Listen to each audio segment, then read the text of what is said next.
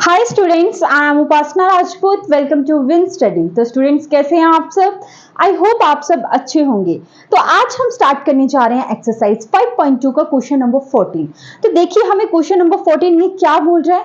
बोलता how many multiple lie between 10 and 250।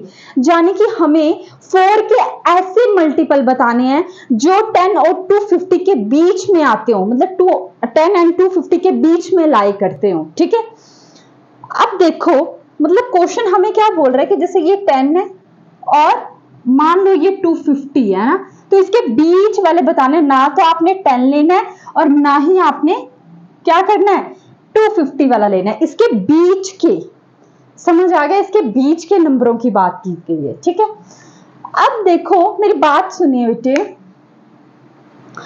Multiple क्या होते हैं जो 4 के टेबल में आते होंगे। 4 के टेबल में वही चीज आती है जब हम 4 से किसी को भी डिवाइड करें तो हमारा रिमाइंडर 0 आ जाए, वही हम कह सकते हैं ना कि ये 4 का मल्टीपल है। जैसे हम बोलते हैं कि 4 3 12, तो 12 के 4 का मल्टीपल है। और ऐसा क्यों कह रहे हैं हम? क्योंकि जब आप 12 को डिवाइड करते हैं ऐसे करके 4 3 12, तो रिमाइंडर आपका 0 है, यानी कि जिसका रिमाइंडर 0 आता है वो 4 का ऑटोमेटिकली मल्टीपल होगा ही होगा। तो पहले तो हम ये पता कर लेते हैं कि बीच वाले मल्टीपल जानने से पहले हम ये पता करते हैं कि पहला 4 का मल्टीपल कौन सा होगा और लास्ट कौन सा होगा। क्योंकि पहले वाला पता चल जाता है और अगर हमें लास्ट वाला पता चल जाएगा तो हमें काफी हद तक आइडिया लगेगा। अब हिंट के तौर पे इन्होंने हमें 10 एंड 250 के बारे में बताया है। अब देखो जैसे कि ये 10 है तो ये 10 है तो 2 4 8, ये कितना आ गया 2, यानी कि ये जो है रिमाइंडर आपका कितना बच गया 2। तो वैसे तो आपको पता ही था कि ये जो 10 है ये 4 का मल्टीपल तो नहीं है। 4 के मल्टीपल 10 के बीच, मतलब 10 कौन कौन से स्टार्ट हो रहे हैं 10 और 250 के बीच में? पहला तो 12 ही होगा, 12 होगा, फिर 16 है ना, फिर कौन सा आएगा 20 अप टू 100 और लास्ट क्या दिया इन्होंने 250 दिया हुआ है। अब देखो क्या 254 का मल्टीपल है? मेरे हिसाब से तो नहीं है। 4 6 24, ये आ गया 1 0, 4 2 8, ये आ गया 2, तो ये तो रिमाइंडर कितना आ गया 2 आ गया। ऐसा क्या होता, क्या नहीं होता कि 250 डिवाइड हो जाता और 4 का मल्टीपल बन जाता। तो मुझे ऐसे लगता है कि ये क्या 2 क्या है एक्स्ट्रा आ गया, इस केस में 2 एक्स्ट्रा आ गया। तो इट मींस अगर आप 250 में से 2 को माइनस कर देते हो तो आपका आ जाएगा 248। तो अगर मैं ऊपर से 2 माइनस कर दूं तो मुझे वो नंबर मिल जाएगा जो 4 से डिवाइड होता होगा। तो जब मैंने 250 में से 2 को माइनस किया तो मेरे पास 248 बचा। तो जाने कि 248 ऐसा नंबर होगा जो 4 से क्या हो जाएगा डिवाइड हो जाएगा। देखो आपके सामने हो भी रहा है, पूरी तरह से डिवाइड हो गया या नहीं हुआ। तो इट मींस लास्ट जो आपका पहला एपी बनी 12, फिर 16, फिर 20 अप टू सो ऑन 248। ठीक है, लगा पता। अब इन दिस केस आपका A1 कितना है 12, A2 कितना है 16 और A3 कितना है 20। ठीक है, और up to so on AN कितना है 248 है ना। अब देखो D निकालना है आपको, तो D आ जाएगा A2 माइनस A1, यानी कि 16 माइनस 12 कितना आ गया 4। तो यानी कि D की वैल्यू कितनी आ गई आपके पास 4 है ना। लेकिन आपको चाहिए क्या नंबर ऑफ टर्म चाहिए कि कितने नंबर्स आते हैं, है ना। तो इसके लिए आप क्या करेंगे, जैसे कि आपको पता है कि आपका जो AN है वो कितना है 248, राइट। तो AN का फॉर्मूला आता है A plus N minus 1 D is equal to 248। ठीक है, यहां पे आ जाइए, A कितना है आपका बेटे 12 प्लस N माइनस 1 D कितना आया 4 इज इक्वल टू 248। ठीक है बेटे, फिर 12 प्लस N माइनस 1 ये आ गया 4 is equal to 248 minus 12। N minus 1 4, 248 में से 12 माइनस करो 6 3 2, यानी कि 236। n minus 1 is equal to 236 upon 4, 4 1 जा 4, 4 6 जा 24, बड़ा हो गया, यानी कि 4 5 जा 20, फिर 4 9 जा 36, तो n minus 1 is equal to 59, n is equal to 59 plus 1, n की वैल्यू कितनी आ गई 60, कितनी आ गई बेटे 60, यानी कि 60 ऐसे नंबर थे जो 10 और 250 के बीच में लाई कर रहे थे, जो कि 4 के मल्टीपल थे। लगा पता? तो अब हम इसको लैंग्वेज में लिख सकते हैं ना, पूरा बना के अच्छे से। भाई अपने स्कूल वाली टीचर को इंप्रेस भी तो करना है या नहीं करना है? तो कैसे लिखेंगे?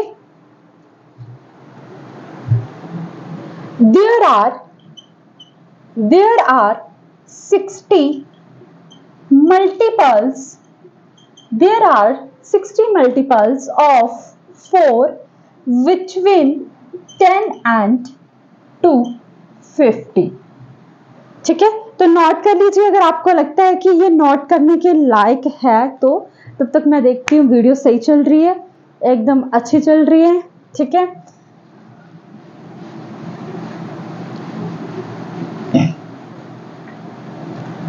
हमरे उलझन सुलझाओ भगवन, तुमरे बिन कौन हमारा। ठीक है, अब हम करेंगे नेक्स्ट क्वेश्चन, क्वेश्चन नंबर 15। देखिए क्वेश्चन नंबर 15 में हमें क्या बोलता है? बोलता है for what value of n, for what value of n are the nth term of the AP 63, 65, 67 up to so on, and 3 10 17, 3 10 17 up to so on are equal। ठीक है, तो देखो स्टूडेंट, सबसे पहले हमें क्या करना है, क्वेश्चन को अच्छे से रीड कर लेना है। ये क्वेश्चन ज्यादा क्या है, थोड़ा समझने वाला ज्यादा है। ठीक है, अब बोलता है for what value of n are the nth term of the AP। Okay, 63, 65, 67 up to so on and 3 10 17 are equal। आपको पता है क्वेश्चन में क्या बोल रहा है? बोलता है n की वो वैल्यू बताइए हमें कि ये जो आपको दो AP दी है ना, एक AP ये है और एक AP ये है, तो हमें ये बताना है कि कौन सी ऐसी टर्म है जहां पे दोनों AP सेम होंगी। आपसे वो नंबर नहीं पूछ रहा, दोबारा से सुन लो, आपसे वो नंबर नहीं पूछ रहा कि कौन सा नंबर सेम है, आपसे पूछ रहा है कौन से नंबर पे हमारी जो एपी है वो सेम आएगी।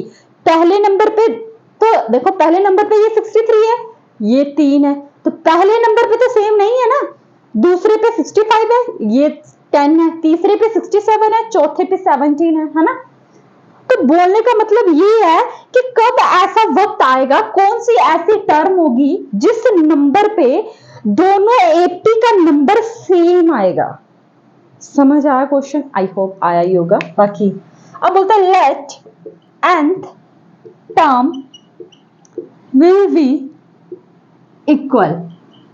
ठीक है, जैसे मान लीजिए ये क्या आपका, ये वाली एपी देखो, A1 कितना है 63, A2 कितना है 65, A3 कितना है 67, जो आपको दिख रहा है ना। और इस केस में दूसरी, ये आपकी सेकंड एपी है ना, और ये आपकी फर्स्ट एपी है। ठीक है, A1 3, A2 10, A3 17। ठीक है, अब देखो इन दिस केस D क्या आपका A2 माइनस A1, यानी कि 65 माइनस 63, तो D कितना आ गया आपका 2। ठीक है, यहां पे देखो ये क्या, D is equal to A2 minus A1, D is equal to 10 minus 3 और d इज इक्वल टू 7। ठीक है, अब आपको क्या करना है, अब ये nth term will be equal, हमें वो नंबर पता करना है ना कि कौन सा है। जैसे ये नंबर है a1, ये a2 दूसरे नंबर, ये a3, हमें पता करना है a वो नंबर कौन सा है, ये नंबर कौन से नंबर पे हमारे दोनों टर्म्स का जो नंबर है वो दोनों टर्म्स की एपी का जो नंबर है वो सेम आएगा, है ना। तो ये पता करना, और ये दोनों एक दूसरे के इक्वल रखने को बोले हैं। तो यहाँ पे मैं ये दीवार मिटा देती हूँ जो कि इंडिया पाकिस्तान की मैंने लगा दी है। खैर, अब देखो A N is equal to A N, यानी कि A plus N minus 1 D is equal to A plus N minus 1 D. अब a कितना है 63 प्लस n माइनस 1 d कितना है 2 इज इक्वल टू, इस केस में a कितना है 3 प्लस n माइनस 1 d कितना है 7। अब देखो 63 plus 2n minus 2 is equal to 3 plus 7n minus 7।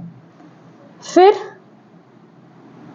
n वाली टर्म्स ले आए, ये देखो 2n minus 7n is equal to 3 minus 7, फिर यहाँ पे आ गया प्लस का 2 और फिर ये माइनस का 63। ठीक है जी, ये आ गया आपका माइनस 5n, फिर ये 3 और 2 कितने हुए आपके 5, माइनस 7 माइनस 63, फिर 63 और 7, 7 3 10, ये आगे 70, तो 5 minus 70 minus 5n is equal to, फिर minus 5n is equal to minus के 65, माइनस से minus cancel out, n is equal to 65 upon 5, और 5 1 जा 5, 5 1 जा 5, 5 3 जा 15, n इज इक्वल टू 13। यानी कि अब देखो क्वेश्चन को समझने की कोशिश करना, यानी कि A3 A4 A5 A13 ऐसा नंबर आएगा, A13 पे एक ऐसा नंबर होगा जहां पे आपकी जो एपी सेम होगी। तो हमें क्वेश्चन में पूछा गया था कि कौन से नंबर पे दोनों एपी की टर्म सेम आएगी, और हमारा आंसर निकल चुका है कि 30th टर्म पे हमारा जो क्या है वो वैल्यू क्या होगी, सेम होगी। तो आप इस चीज को कैसे लिखेंगे अभी बता देते हैं। आप इस चीज को लिखेंगे